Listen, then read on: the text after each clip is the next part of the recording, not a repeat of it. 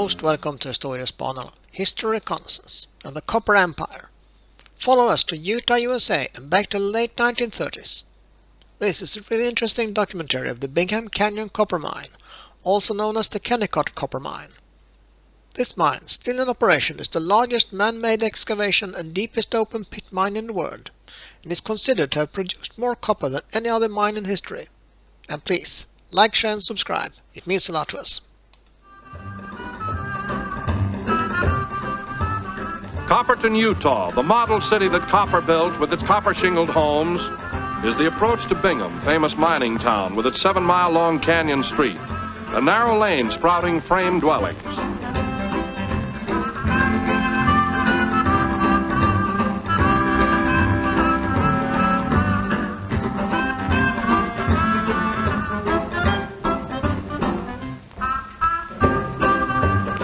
Located 25 miles southwest from modern Salt Lake City, Bingham still utilizes a 1-horsepower mail delivery system, with the result that mail is picked up and delivered in real old Western style.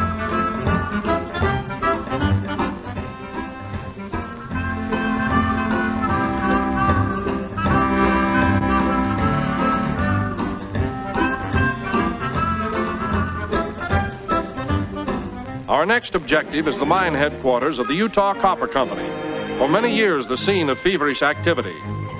Small cable-hauled trams provide an inclined ascent for several hundred feet, permitting us unrestricted vision of this little town.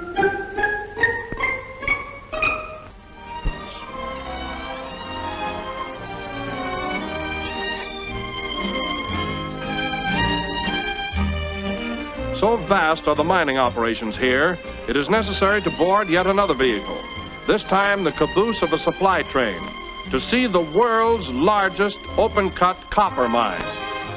What a spectacle!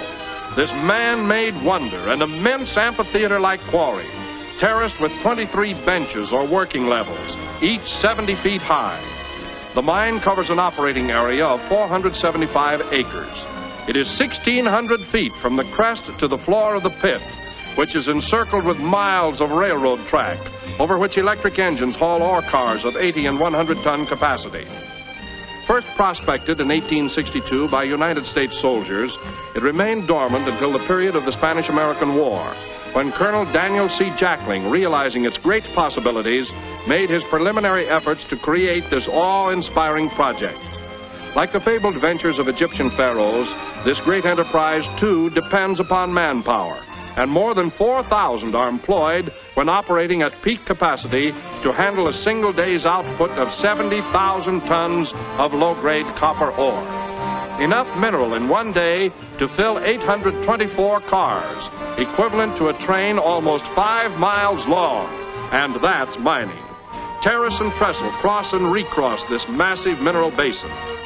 Until 1938, more than 266 million cubic yards of material was removed from this enormous mine, a staggering feat exceeding the total excavations for the Panama Canal by more than 20 million cubic yards.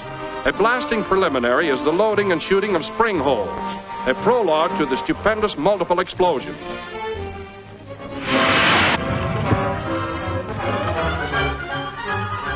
Mechanical molds, electric churn drills burrow into the earth, a chain of holes each approximately 23 feet in depth.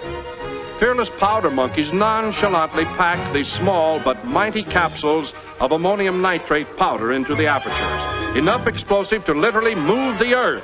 And here it goes!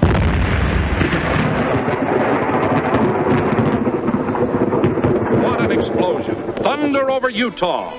125,000 tons of mineral dust, a veritable smoky curtain of copper.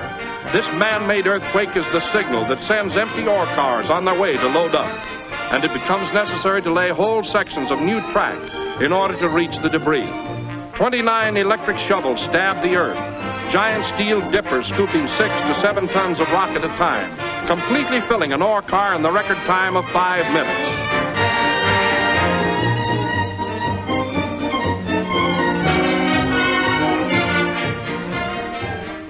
Yes, they move mountains here in Utah.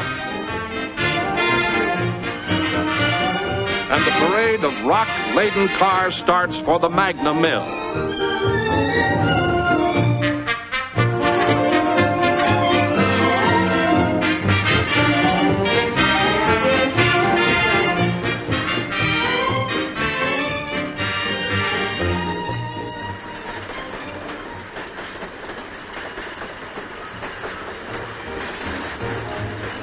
Part of the blasted material is capping or waste, but this too is utilized, being dumped so that water may flow through it, and in this manner capture certain chemical qualities with the power to transform tin can shavings into almost pure copper precipitate.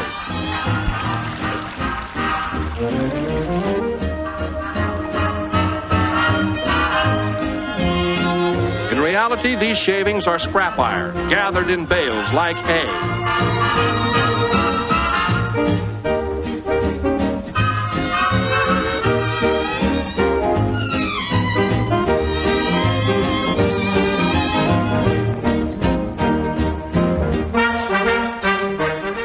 Pitched into a lengthy trough.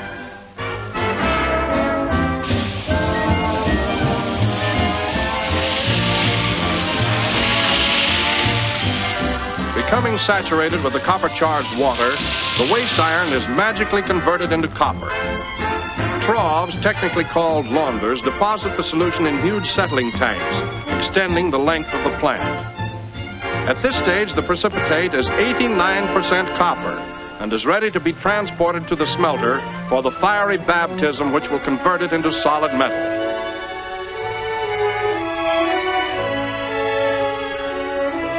We leave the precipitate and follow the ore to Magna Mill, where we witness an amazing operation. A carload of rock turned upside down like a toy in a powerful rotary dumper. Sharing our fascination is Colonel Daniel C. Jackson, active head of this stupendous copper enterprise. Tons of rock are catapulted into the crusher, looking for all the world like a huge coffee grinder, creating an ear-splitting roar. Conveyor belts carry the grist from crusher to crusher, each chewing the ore a little finer, until mechanical classifiers divert any remaining coarse bits to the battery of ball mills. Pulverized to a fine consistency, the ore is mixed with reagents, becomes a pulp-like mixture, and is delivered to the flotation machines where the copper mineral is floated away from the worthless gangue or rock and recovered as copper concentrate and then made ready for delivery to the smelter.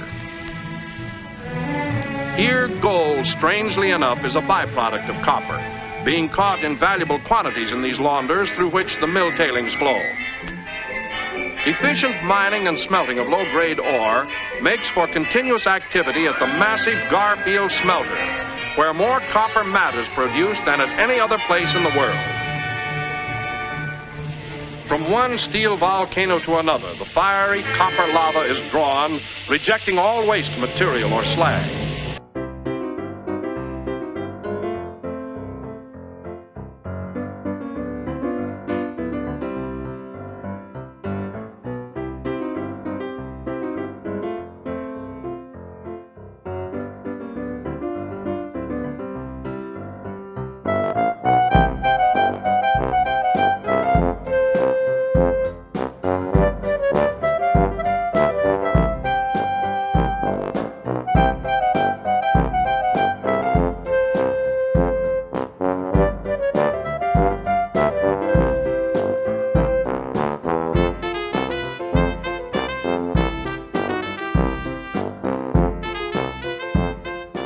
Metal arteries loaded with the lifeblood of industry, electric power.